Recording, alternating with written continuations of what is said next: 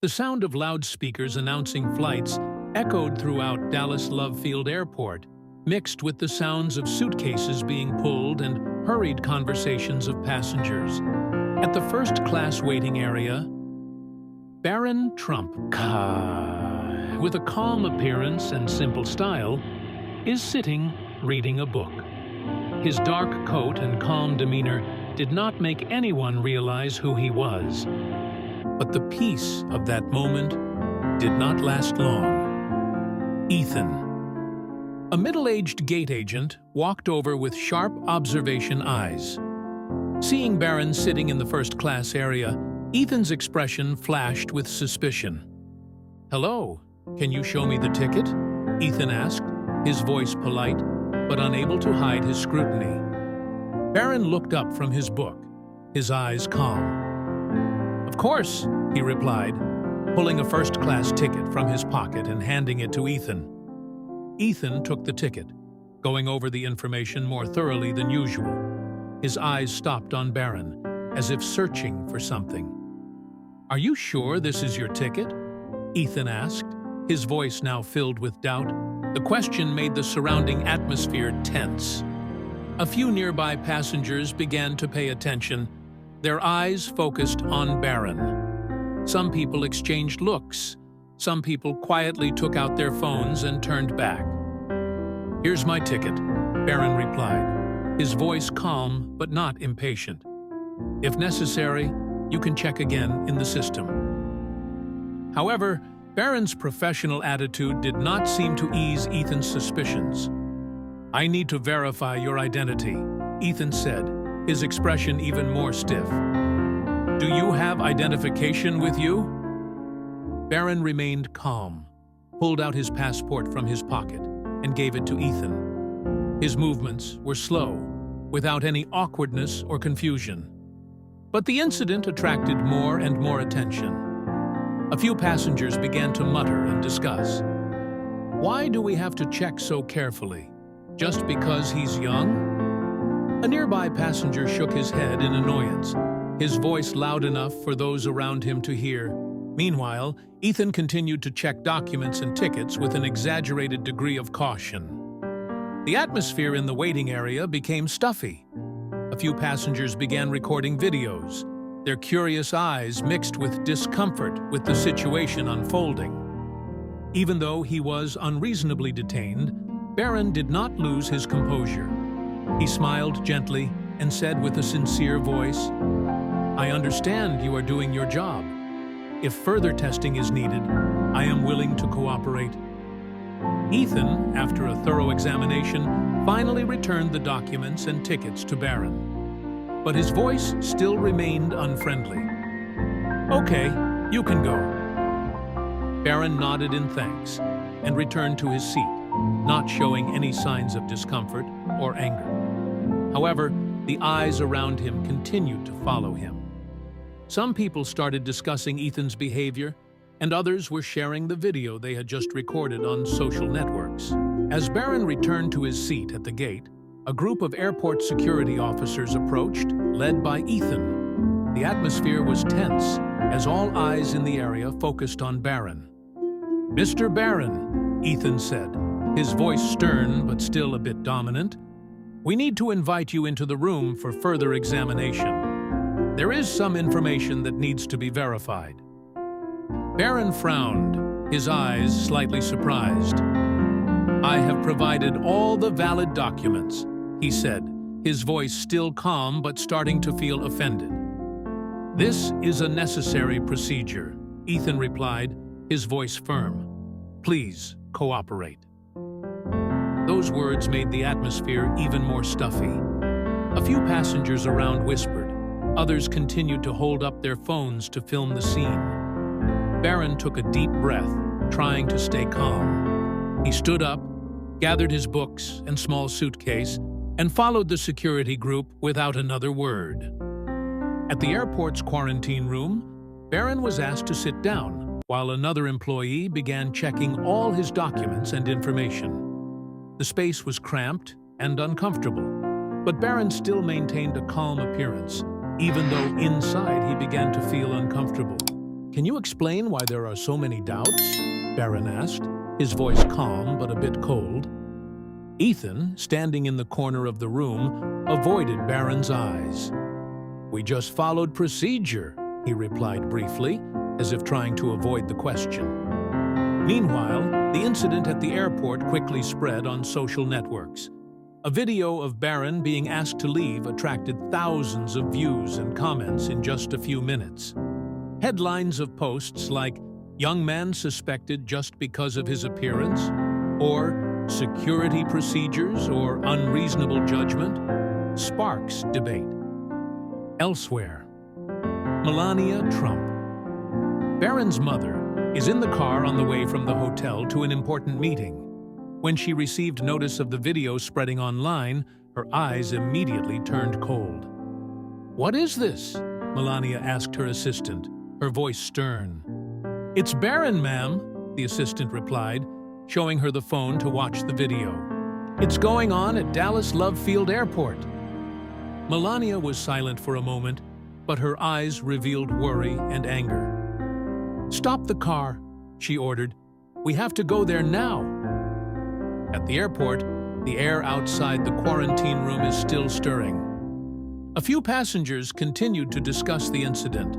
Some even contacted the press. Inside the room, Barron sat opposite Ethan. His eyes remained calm, but his voice was somewhat tougher. "I don't understand why I am treated like that. If you do not provide enough documents, I can clarify. But if everything is valid, this is really not necessary." Ethan avoided looking directly at Barron. He muttered something incomprehensible, then walked out of the room to make a phone call. At the same time, Melania entered the airport with a team of security guards following. She strode quickly, her eyes full of determination. People around recognized her and quickly gave way. Melania didn't say a word, but every step she took made it clear that she wasn't going to let this continue another minute. Melania's appearance promises to change the situation.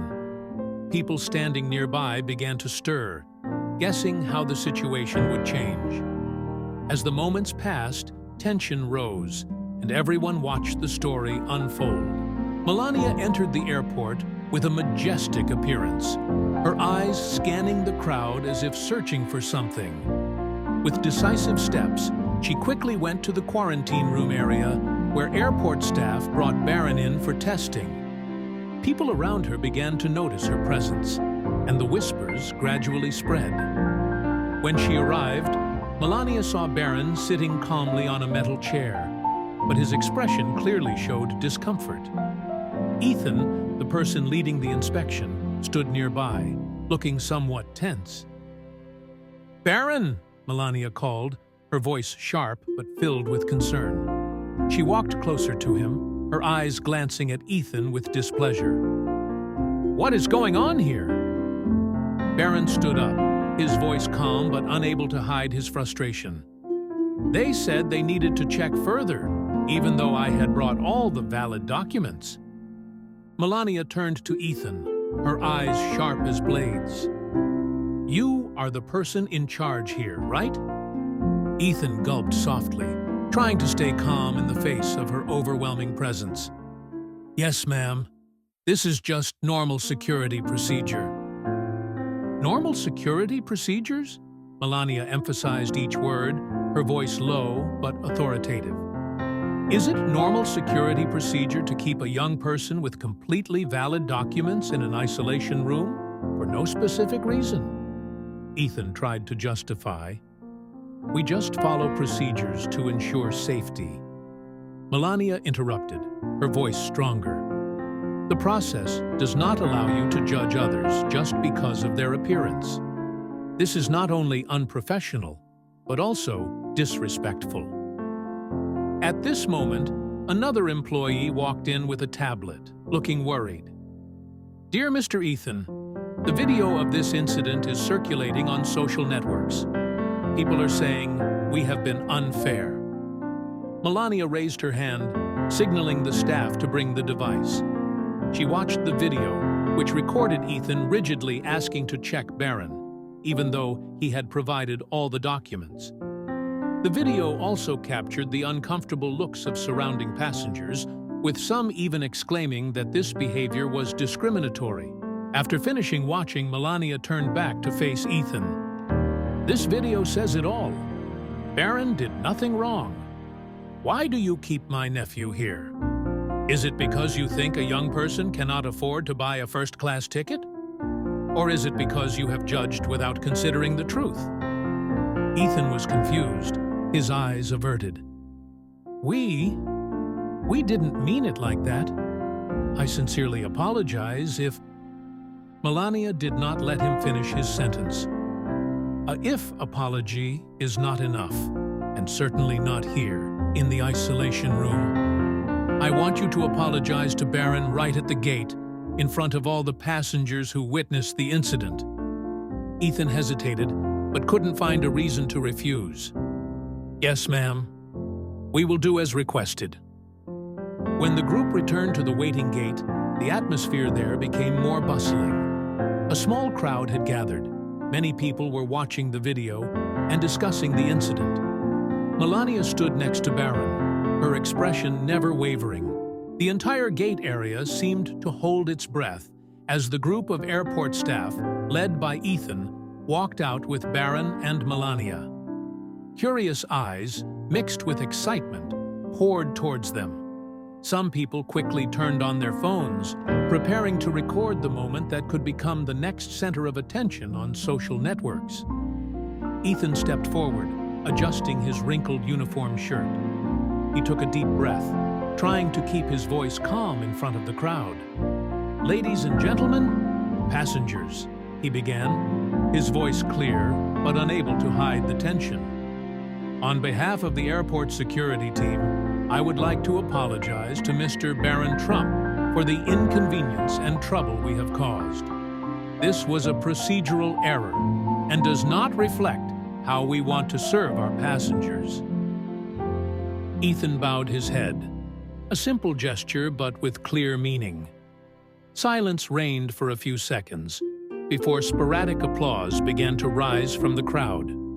Gradually, louder applause echoed throughout the area, not in appreciation of Ethan, but in recognition of Barron's calmness and dignity in the face of this challenging situation. Barron smiled gently and replied, "Thank you. I just think that everyone deserves respect, no matter what the situation." Melania, standing right next to Barron, stepped forward. Her majestic appearance makes the space seem more solemn. She glanced around, as if wanting to make sure that everyone here would hear what she was about to say. "I thank you for your apology," Melania said, her voice deep but authoritative.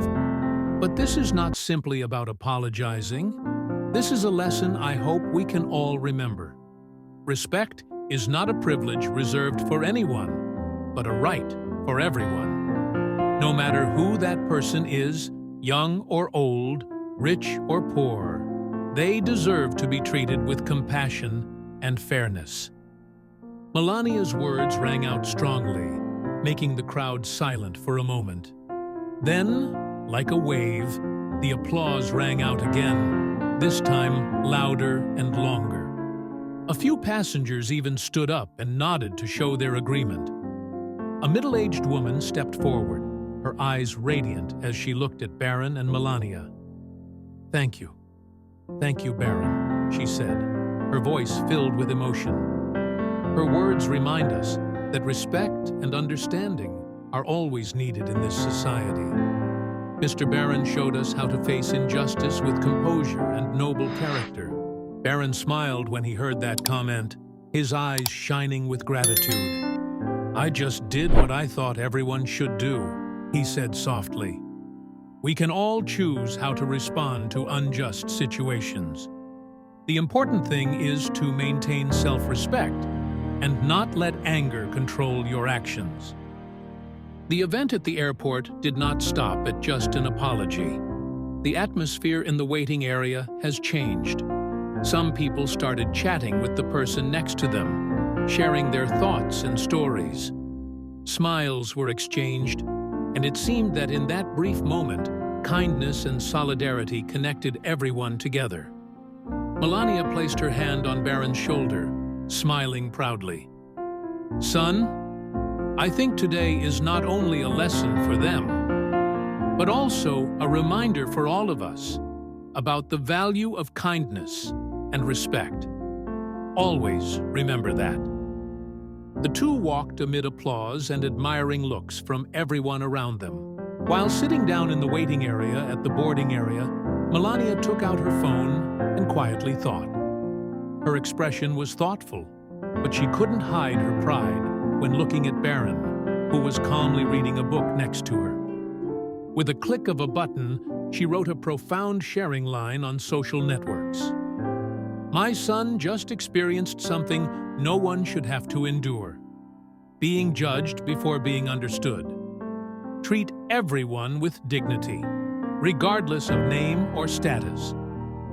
The tweet quickly spread on social networks, attracting millions of likes, shares, and comments in just a few hours. Lively discussions broke out, from fairness in public service to the need for people to listen and understand each other better. The hashtag #Dronergiu Respect for All, Respect for Everyone, began to trend, becoming a banner calling for changes in attitudes and behavior. The media also got involved, recounting the story at the airport in detail. In articles and reports, people not only talked about the injustice Barron faced, but also praised the way he handled the situation with composure and compassion. Many people commented that this story is not only a lesson about respect, but also a testament to maintaining self-respect in all circumstances. Melania's tweet is a powerful reminder. We can all learn from Barron's way of facing injustice without losing dignity. The world needs more people like them. When the flight was called, Melania and Barron boarded the plane. On their journey, they learned that the story did not stop at the airport, but became an inspiration for millions of people around the world. Melania looked at Barron and said in a deep voice, "Son, what you did today not only changed their view of you, but also helped them rethink how they treat others. Mom is very proud of you." Barron smiled, his eyes shining with confidence that what they had just experienced would not pass in vain. He replied, "We can't change the world immediately, but sometimes just a small action is enough to make a difference." The plane took off, leaving behind applause, gossip, and a profound lesson in respect and understanding. But the message they carry continues to spread, arousing empathy and compassion in everyone. And now, we want to hear from you. What lesson did this story teach you? Leave a comment below and share your thoughts. If you believe that respect and understanding can change the world, please click and subscribe to the channel and turn on the notification bell to not miss other meaningful stories. Let's spread good values together.